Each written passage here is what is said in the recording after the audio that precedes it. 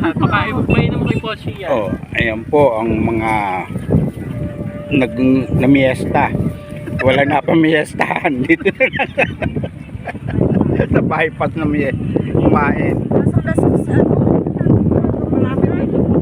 Marami pagkain din sa ano.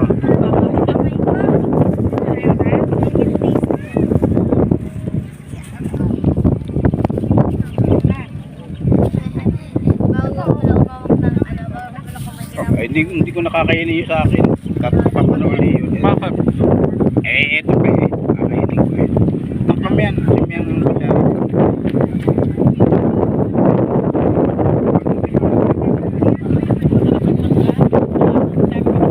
Nasa yung ano, tatalupang ko isa. Aba, naubos na. Naubos ni Ate Karen na. Hindi, nandyan. Pupulutan ko yun eh. Kaya tatalupang eh. Signet ha.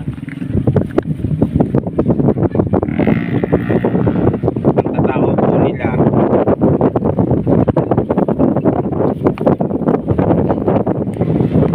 Si Cyril lang po ang hindi matakaw dito. nauna na po. Nauna na yung kumain.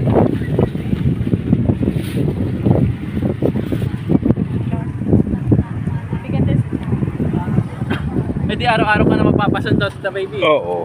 Kasama ka na rin dito. Ba? Basta alas 9 sa uwi. Maglalakad na siya.